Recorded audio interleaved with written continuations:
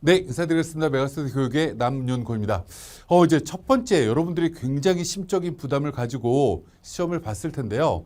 저도 여러분들이 평소 실력보다 조금 더 시험을 잘 봤으면 하는 기원을 가지고 일부러 빨간색 넥타이를 메고 이제 촬영을 하는데 시험 잘 봤는지 모르겠네요. 근데 어찌됐건 우리가 6월 모의평가는 우리가 한마디로 얘기를 하면 11월 16일 날 본 게임에서 최상의 실적을 낼 수 있도록 우리가 첫 번째 연습 게임이라고 생각하시면 돼요. 그래서 우리가 평소보다 조금 못 봤다라는 아쉬움이 있더라도 이거는 연습 게임이기 때문에 너무 마음의 상처는 갖지 마시고 오늘 제가 말씀드린 여러 가지를 통해 가지고 올해 입시의 전반적인 이제 남은 기간 동안에 준비해야 될 걸 어떻게 해야 될지를 잘 고민하시고 그럼 이제 본격적으로 시작을 한번 해보도록 할게요. 첫 번째 채점을 잘해야 될 것 같아요. 그래야 여러분들이 6월 모의평가에 어떤 결과값을 지금 보이는지 그래서 이거에 따라서 우리가 어떤 전형으로 크게 나누면 수시와 정시 이렇게 나눌 수도 있겠죠. 수시에서 학생부 전형, 논술 전형 등등이 있을 텐데 이걸 이제 조금 이따 설명을 드릴 거고요. 그리고 남아있는 기간 동안에 여러분들의 성적을 올릴 수 있는 건 고등학교 3학년 친구들 같은 경우에는 아직 기말고사 남아있죠. 그래서 기말고사를 조금 더 열심히 준비를 해야 될까? 또는 대부분의 친구들, 특히 N수생들 같은 경우는 수능 성적을 올리는 게 무엇보다 중요하겠죠. 그래서 우리가 향후 계획을 이제 오늘 6월 1일 이후로 11월 16일까지 어떤 방법으로 계획을 새롭게 한번 만들어 볼까? 이런 얘기를 중점으로 설명을 한번 들어보도록 하겠습니다. 이제 우리가 이런 서비스는 다 있다라는 거 알고 계시기 때문에 실제로 이 서비스 잘 활용을 하시면 되는데 우리가 활용해야 될 건 크게 이렇게 되어 있어요. 제가 오늘은 조금 빨리 설명을 드리도록 할게요. 우리가 첫 번째, 우리가 1, 등급 컷 알아봐야 되겠죠. 그럼 우리가 이런 생각을 해요. 내가 1등급이야. 아깝게 2등급이네. 아니면 아깝게 3등급인데 이렇게 등급이 몇 등급이냐 별로 중요하지 않아요. 이거 그냥 내 위치다라고 생각하시면 되는 거고요. 그럼 이 위치에서 남아있는 170일 정도의 시간 동안 등급을 올릴 수 있을까 못 올릴까 이런 건 여러분들이 냉철하게 판단을 한번 해보셔야 되겠죠. 두 번째, 이 리포트라는 게 있어요. 리포트가 뭐가 있냐면 내가 어떤 과목을 이제 틀린 문항들이 있는데 이게 정답률이 낮은 문항인 건지 정답률이 높은 문항인 건지 또는 여러분들이 국어는 시험은 잘 본 것 같은데 누구에 비해서요? 나랑 점수가 비슷한 친구들에 비해서 수학을 잘 본 건지 탐구를 잘 본 건지 이런 등등을 저희가 기본적으로 서비스로 제공을 해줄 거예요. 그리고 마지막으로 정시에 어느 대학교를 갈 수 있는지를 어느 정도 윤곽을 그려놔야 수시의 원서를 쓸 때도 예를 들면 이런 거겠죠. 내가 갈 수 있는 대학교가 건국대쯤 갈 수 있어. 어디에서요? 정시 모집에서. 그리고 나는 아무리 생각을 해도 6월달 모의평가보다 실제 수능이 떨어질 것 같지 않은데? 라고 생각이 들면 건국대 이하의 대학교는 굳이 수시 모집에 쓸 필요가 없겠죠.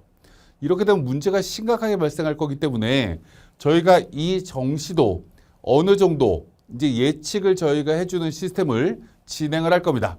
그래서 이걸 하나하나 저희가 이제 서비스의 모양은 이렇게 생긴 거고요.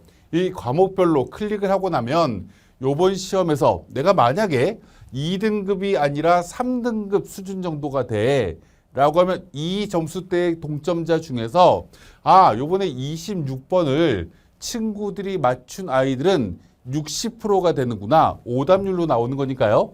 이렇게 무언가가 다 친절하게 나올 거예요.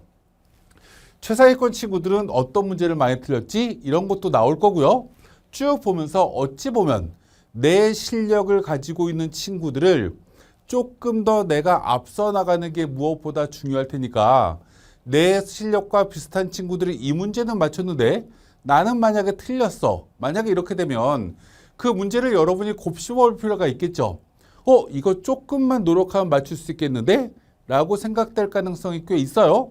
그래서 저희가 이런 서비스를 활용하면 여러분들이 나중에 이제 기말고사 준비도 해야 되겠지만 기말고사가 끝나고 나서 내가 독서에 인문지문을 조금 더 열심히 공부를 해야 될 건지 시에 대해서 조금 더 열심히 공부해야 될 건지 아니면 언어와 매체나 화법과 작문에 킬러 문제를 조금 더 열심히 해야 될 건지 어느 정도 윤곽이 나올 거예요. 그래서 이런 서비스 이용하시면 되고요. 두 번째, 우리가 여기 뭐라고 적어놨냐면 2022학년도부터 2023학년도, 이게 뭐냐면 지금 여러분들이 올해 처음 본 6월 모의평가와 똑같은 기관, 교육과정평가원에서 출제한 6월 모의고사, 9월 모의고사, 실제 수능, 그럼 2년이면 6세트가 되겠죠. 6세트를 국어로 대입을 시키면 국어가 한 세트가 몇 문제죠? 45문제니까 거기다 곱하기 6을 하면 270문항이 될 거예요. 270문항을 모두 다 확인을 해봤더니 정답률이 40%가 안 되는, 우리가 국어라는 시험은 우리가 1, 2, 3, 4, 5, 오지선다형이기 때문에 아무것도 모르는, 다시 얘기하면 문제가 주어지지 않더라도 정답률은 20%는 확보할 수 있겠죠. 확률적으로. 그럼 40% 미만이라는 얘기는 실제로 우리 수험생 중에 5명 중에 1명도 제대로 알고 풀지 못했던 문제들을 모아놨더니 그 문제가 7.7% 정도가 돼요. 그게 26문항이라는 거고요. 이렇게 저희가 다 분류를 한번 해봤어요. 그럼 우리가 생각을 한번 해보도록 하죠.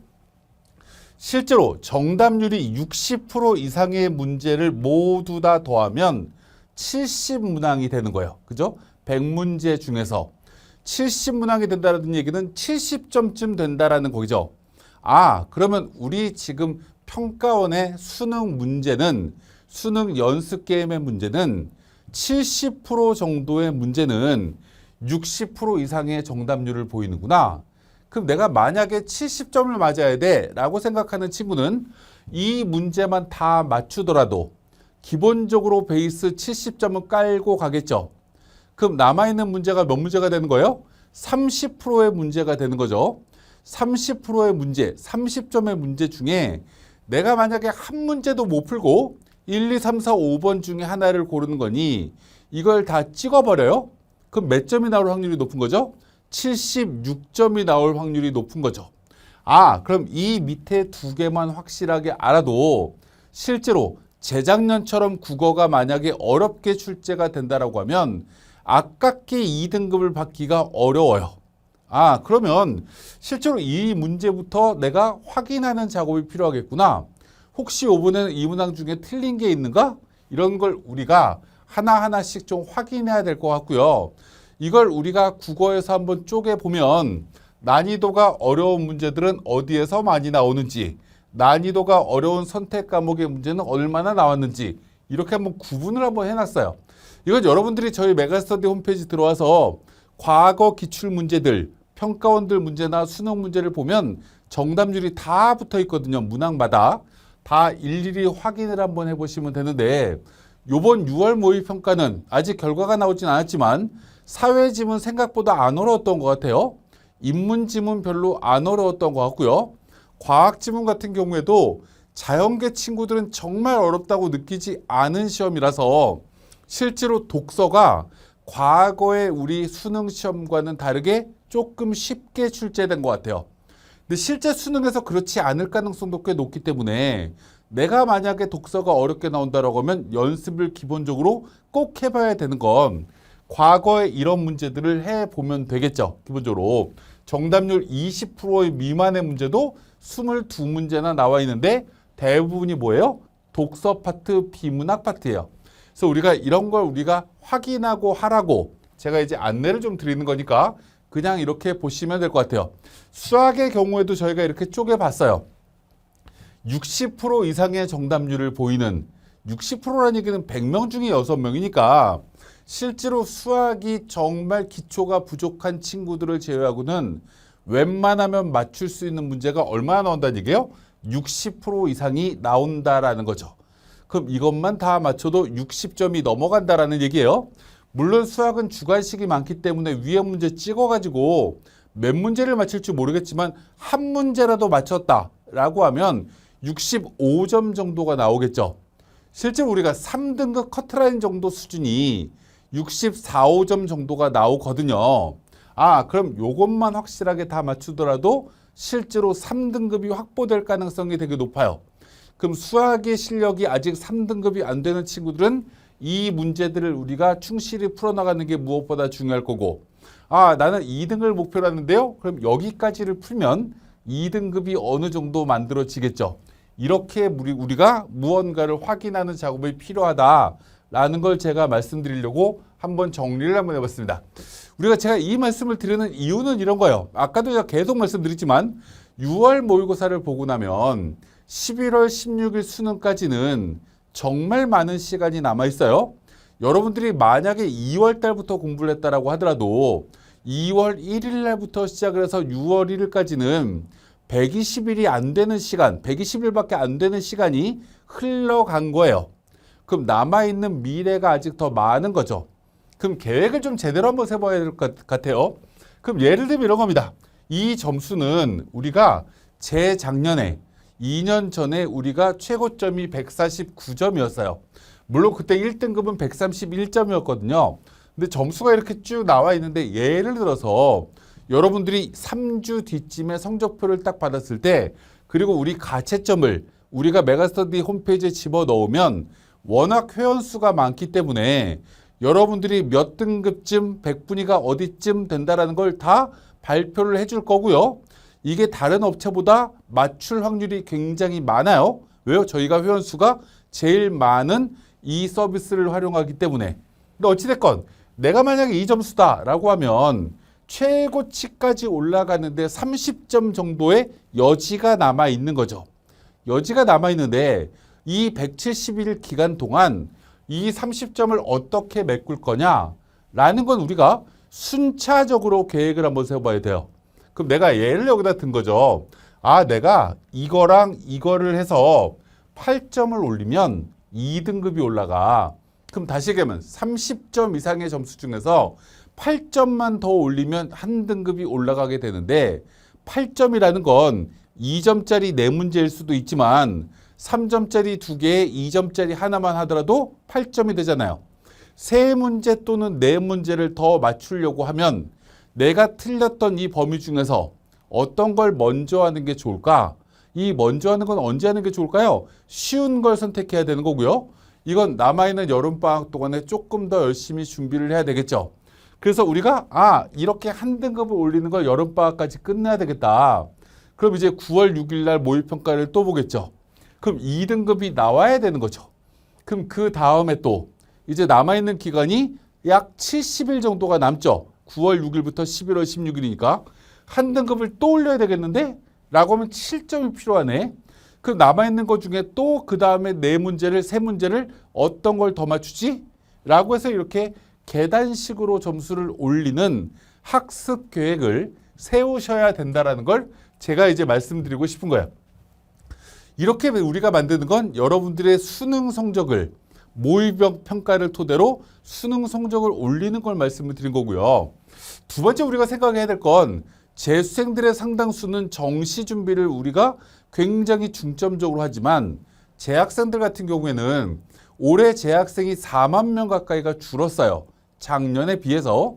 그렇기 때문에 수시도 굉장히 중요한 포인트가 될 텐데 수시를 기본적으로 지원하려고 하면 아까 말씀드렸지만 내 정시가 어디쯤인지 라는 걸 기본적으로 확인해야 되겠죠. 그걸 저희가 미니 배치표에도 기본적으로 집어넣고 있는데 최근에 여기에 저희가 적어놓은 이 입시 결과는 최근에 대학들이 작년 입시 결과를 다 발표했어요. 작년 입시 결과를 다 발표했는데 지금 올해 6월 모의평가를 봤더니 6월 모의평가 원서 접수를 한 인원을 봤더니 재학생이 2만 5천 명 정도가 줄었어요. 우리가 출생인으로 따지면 4만 명 정도가 줄어야 되는데 실제로 모든 친구들이 다 수능을 시험 보진 않겠죠. 태어난 친구들이 모두 다. 그러다 보니까 실제로 6월 모의평가는 2만 5천 명이 줄었거든요. 근데 재수생이 한 12,000명 정도가 들어왔어요. 그럼 실제로 이제 줄어든 인원은 약 13,000명이 조금 안 된 게 준 것 같아요. 그럼 어찌됐건 아이들 학생 숫자가 줄어든다라는 얘기는 작년의 이 입시 결과를 그대로 유지하기는 대학은 쉽지 않겠죠. 뒤에 보여드리겠지만 올해 정시 모집 인원은 작년과 거의 똑같거든요. 서울에 있는 주요 대학교는요. 모집 인원은 똑같은데 수능 시험을 보는 아이들이 10,000명이 준다라는 얘기는 우리가 1등급 안에 들어가는 아이들의 숫자도 그만큼 줄겠죠. 100분위가 91 안에 들어가는 아이들의 숫자도 10,000명에 해당되는 아이들 중에 9%에 해당되는 아이들만큼 줄 거기 때문에 약 900명 정도가 줄 거예요. 그럼 이 입시 결과는 작년보다 내려가야지 올해의 현상인 건데 어찌됐건 작년 입시 결과를 딱 우리가 발표한 걸 이렇게 봤더니 고려대는 하위권 학과라도 들어가려고 하면 100분위 92 근처는 맞아야 되겠구나. 한양대는 비슷하구나 고려대랑. 근데 경희대는 조금 떨어지는구나. 왜요? 수원에 국제 캠퍼스가 있기 때문에 하위권 학과가 조금 떨어져요. 근데 이제 위에 있는 학과는 한양대 제일 낮은 과랑 경희대 제일 높은 학과가 비슷하구나. 자연계도 거의 그렇구나. 그럼 내 위치가 지금 어디지? 라고 만약에 생각했을 때 만약에 내가 경희대 수준이다 라고 하면 수시는 경희대 이상의 대학교를 써야 되겠네? 이렇게 무언가 첫 번째 판단 기준이 나오게 된다라는 거죠. 그리고 이제 두 번째, 그러면 내가 만약에 경희대 위의 대학교를 쓰려고 할 때 수시로 원서를 써야 되는 거잖아요. 그럼 그 대학교에 교과 전형으로는 합격 가능성이 있을까? 종합으로는 가능할까? 아니면 논술로 써야 되나? 이런 여러 가지를 우리가 생각을 한번 해봐야 된다는 거죠. 그래서 그걸 어떻게 쓸 건지를 저희가 yes, no라는 걸로 우리가 선택을 한번 해봤어요. 나는 교과로 쓰기가 어려워요 라고 하면 no로 가야 되는 거죠. 종합은 가능한가? 봤더니 종합도 어려워. 그럼 수시에는 논술로밖에 쓸 수 없네 라고 결론이 나올 수가 있는 거죠. 여기 앞서 뭐가 있어야 되는 거죠? 아까 제가 얘기했지만 내가 6월 모의평가에 경희대 수준을 받았어. 그럼 수시에 경희대 이상의 대학교를 쓰겠다고 마음먹은 거잖아요. 그렇게 마음먹었을 때 경희대 이상의 대학교, 예를 들어서 한양대야. 교과 가나? 못 가는데? 종합은? 이거 가능성 전혀 없대는데 학교 선생님이? 그럼 논술로 한양대 이상의 대학교를 써야 되겠구나. 그럼 어디 쓰지? 이렇게 무언가를 결정하는 게 수시를 우리가 기본적으로 판단하는 기준이 되어야 된다는 거예요. 그래서 또 하나, 논술이라는 건 작년의 데이터가 크게 의미가 없지만 교과나 종합이라는 건 작년의 데이터가 꽤 의미가 있는 거죠. 저 학교를 들어가는 선배들은 보통 내신 성적이 이 정도가 됐구나. 근데 올해 학생 수가 조금 줄었으니까 작년보다 합격선은 높아지지 않겠지만 어찌됐건 우리가 고려대나 한양대나 건국대 여기 뭐라고 되어 있냐면 실제로 이제 학교를 쭉 이렇게 보니까 이 정도 수준으로 되어 있어. 그럼 만약에 내가 내신 성적이 2등급이에요. 만약에 이렇게 되어 있어요. 2등급 이상을 우리가 쓸 대학을 찾아봤어요. 내가 경희대인데 건국대 쓸 필요 없겠지? 라고 생각할 수 있죠. 경희대보다 건국대가 좋다라고 생각하면 건국대를 쓰겠다라고 마음먹으면 되는 거고 이건 우리가 학생들이 선택을 어떻게 할 거냐는 학생 자신이 판단하는 거예요. 한양대는 훨씬 좋아요 라고 생각했는데 난 내신이 2등급인데 작년에 다 1.7등급 안쪽이래요. 학생 숫자가 줄었지만 가능성이 정말 희박하겠구나 라고 생각을 했어요. 그럼 친구들은 두 가지 판단할 수 있겠죠. 한양대는 교과로는 쓰기가 어렵겠다. 종합으로 써야 될까? 종합의 판단 기준에서 가능하다라고 하면 종합을 쓰면 돼요. 논술로는 내가 논술 준비를 나중에 수능 끝나고 일주일 뒤에 보니까 그때도 또 집중적으로 준비를 해서 한양대를 꼭 가봐야 되겠다. 그럼 논술로 원서를 쓰면 되는 거죠. 그럼 한양대학교에 종합도 쓰고 논술도 쓸 수 있는 거예요. 이렇게 무언가에서 6장을 만들어 나가면 되는 거죠.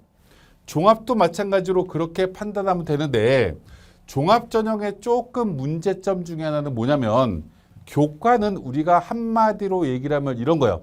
교과는 100m 달리기다. 우리가 수영에서 100m 자유형하는 거다. 라고 생각하시면 돼요. 다시 얘기하면 기록 경기예요. 우리 학생이 어느 고등학교에 다니는 건 교과 전형에서는 크게 의미가 없어요. 내신의 절대값이 얼마나 작냐에 따라서 조금 더 나은 대학교를 갈 수 있는 거죠. 하지만 종합전형은 그렇게 판단하면 안 되죠. 종합전형은 자사고 학생들은 과학고, 영재고 학생들은 무언가 내신 성적이 조금 안 좋더라도 대학한테 어필할 수 있는 무기가 있어요. 종합전형의 비교과라든지 대학들의 학교 이름을 딱 무언가 블라인드가 되어 있지만 이 친구는 어느 고등학교 출신인 것 같은데? 그래서 아이들을 뽑으려고 하다 보니 막 5등급이 넘어가는 아이들이 건대를 붙고요. 4등급이 넘어가는 3등급이 넘어가는 친구들이 주요 대학교에 붙어요. 왜요? 외고니까. 왜요? 전국 단위 자사고니까. 이런 결과가 무언가 생기는 거죠. 그래서 우리가 기본적으로 생각해야 될 것 중에 하나는 이 뒤에 있는 이 자료는 자연계예요. 앞에 건 문과고요. 이렇게 결과가 나와 있지만 여러분이 만약에 일반고면 이런 내신 뒤에 있는 건 크게 여러분들이 관심 가지시면 안 돼요. 종합전형은. 그래서 이거는 종합전형은 우리가 무언가 이렇게 정성적으로 뽑는 거기 때문에 우리 학교 입장에서 무언가 확인을 해야 되는데 어찌됐건 지금은 아직 수시 원서를 쓰려고 하면 3개월 이상이 남아있기 때문에 이거에 대해서 가능성만 여러분들께서 타진을 해 놓으시면 됩니다. 타진을 해 놓고 만약에 내가 교과 전형이거나 종합 전형으로 원서를 써야 되겠다라고 어느 정도 대학교에 가능성이 보인다라고 하면 이 친구들한테 중요한 게 뭘까요? 7월 초까지 끝나는 우리 기말고사가 무엇보다 중요하겠죠.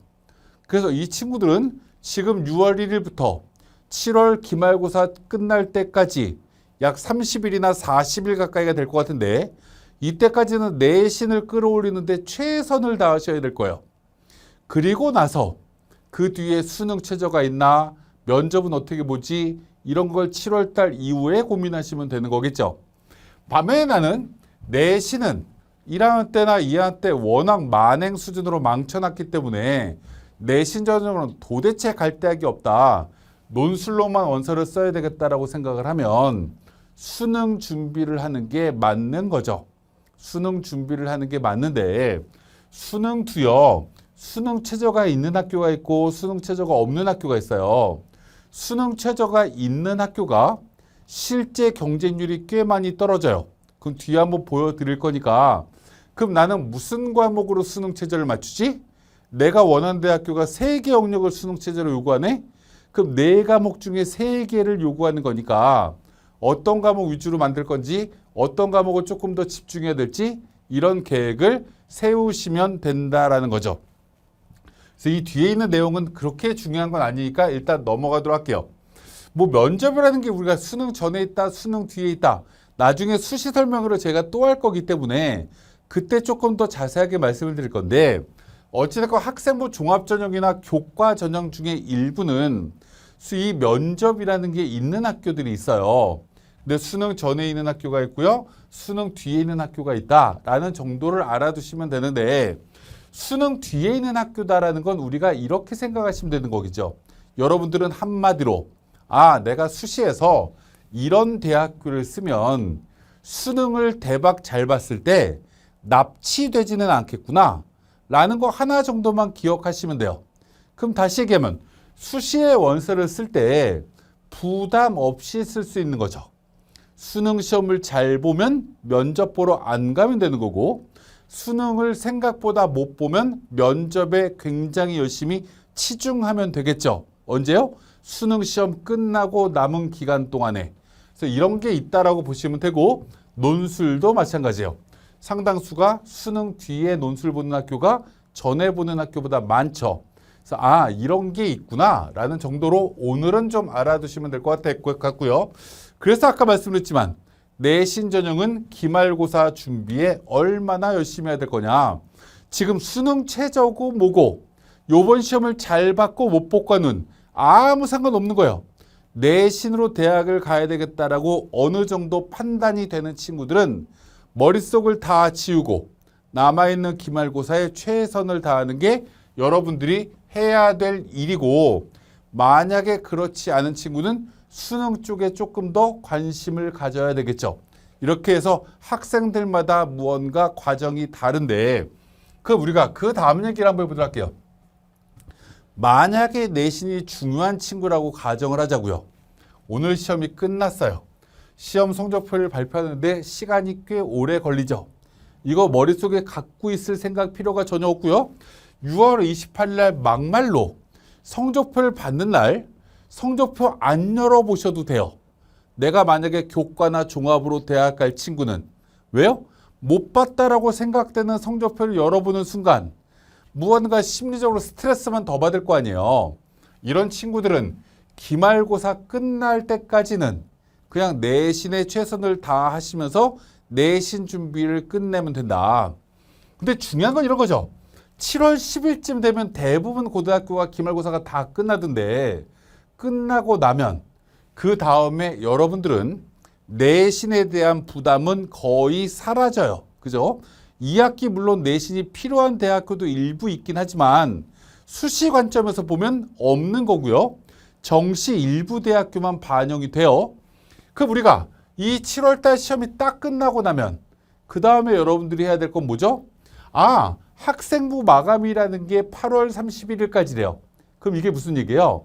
선생님이 마지막으로 3학년 1학기에 우리가 세부 능력 및 특기사항이라든지 창의적 체험활동이라든지 이런 걸 무언가 적어줄 수 있는 기한이 여기까지니까 학생부 종합전형을 준비해야 되는 친구 같은 경우에는 요 부분에 대해서도 신경을 써야 되겠죠. 근데 요 부분에 대해서 신경을 쓰지만 신경을 써야 되는 이 50일 동안 계속 그것만 신경 쓰기에는 하루 24시간이 너무 길죠.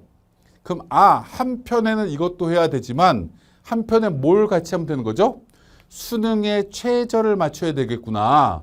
고려대 학업우수 전형에는 학생부 종합이지만 수능 최저가 있지. 이화여대도 있지. 등등등등 대학이 있는 대학교를 쓰려고 하면 무엇으로 수능 최저를 맞출 거냐. 거기에다가 교과나 종합으로 6장을 다 쓰는 게 맞을까? 나는 교과나 종합전형 같은 경우 2개로 원서를 썼을 때는 중앙대 이상의 대학교는 교과나 종합으로 붙을 확률이 거의 제로에 가까운데 내가 원래 진짜 가고 싶었던 학교는 연세대야. 만약 이렇게 되면 연대를 뭔가 하나를 도전을 해봐야 될 거 아니에요. 근데 아무리 봐도 교과나 종합으로는 가능성이 없을 것 같아. 그런데 만약에 나중에 수시 원서를 쓸 때 교과 전형이든 종합 전형이든 경쟁률이 생각보다 너무 낮으면 합격선이 하락할 수도 있겠죠. 그러면 연세대학교의 면접형인 이 학교장 추천 전형에 내가 추천서를 받을 수 있는지 학교 선생님께 타진도 한번 해보고 종합 전형은 수능 뒤에 면접이니까 만약에 경쟁률이 낮으면 여기다 원서를 써야지 라고 계획을 세놓으면 돼요. 그랬다가 원서 접수 맨 마지막 날 이거 교과도 경쟁률이 너무 높고 종합도 경쟁률이 너무 높으면 안 되겠다. 논술로 쓰는 게 차라리 낫겠는걸? 이렇게 무언가 턴할 수도 있는 거죠. 그래서 무언가 우리는 이 다음에 단계별로 이 기본적으로 4가지의 큰 틀의 대학을 가는 방법을 가지고 여러 가지 시뮬레이션을 어느 정도 그려봐야 된다라는 걸 기본적으로 말씀을 드리고 싶은 거예요. 그래서 이렇게 해서 어떤 걸 우선적으로 내가 해야 될지 오늘 일단 시험본 채점을 가지고 6월 모의평가를 통해서 정시 어느 대학쯤 갈 수 있는지 확인하고요. 여러분들 2학년 2학기까지 내신이 끝나 있으니까 그 내신 가지고 어느 대학교쯤 갈 수 있는지 대학 홈페이지에 대부분 대학교 작년 입시 결과 올라와 있으니까 비교해 보면 우선순위가 나올 거다. 그럼 우선순위에 따라서 시기별로 학습 계획을 7월 초까지는 기말고사, 그 다음엔 이렇게 계획을 세우셔라 라는 말씀을 드리고 싶은 거고요. 그 다음에 이제 아까 말씀을 드렸지만 공부는 이제 계단식으로 성적을 올려야 돼요. 우리가 일반적으로 6월 모의평가는 재수생도 들어왔다 여러 가지가 있지만 어찌 보면 신학기부터 5월 31일까지 여러분들의 여태까지 공부한 학습 내용을 중간에 평가받는 중간 점검의 시기이기도 해요. 그럼 이 중간 점검을 통해서 우리가 축구 경기를 보더라도 무언가 농구든 무슨 경기를 보더라도 무언가 전반전이 끝나고 나면 감독이랑 코치랑 선수들이 모여서 후반전은 어떻게 할 것인가 작전을 짜게 되잖아요. 여러분들도 작전을 짜야 된다는 거죠. 6월 모의평가까지 어떤 단원은 나는 이제 완벽하게 끝난 것 같아. 그럼 이 단원은 실전 모의고사를 통해서 간헐적으로 확인만 하면 될 것 같고, 여기서 한 단계 업을 하려고 하면 어떤 단어를 하는 게 좋을까? 내가 여태까지 개념은 예를 들어서 무언가 이건 개념은 확실하게 무언가 해놨는데 와 이거 조금 실전 문제 이번에 난이도가 조금 어려운 문제가 나오니까 이번에 틀렸네. 그럼 이걸 다음에 9월 달에 꼭 맞춰야 되겠다. 이렇게 무언가 계획을 세울 수가 있겠죠. 만약에 내가 와 이 여러 가지 미분법 이번에 적분의 시험 범위가 아니었지만 이건 정말 취약해. 그럼 지금 해야 되는 게 아니라 이거는 나머지 부분을 완벽하게 9월 달까지 끝내놓고 그게 이제 어느 정도 구성이 되고 나면 9월 달 이후에 특히 추석 이럴 때 뭔가 몰입을 해가지고 수능 때까지 한번 도전을 해볼까? 이건 계획의 뒤에 후반부로 만들어 놓으면 되는 거겠죠. 이런 무언가 계획을 만드실 필요가 있다.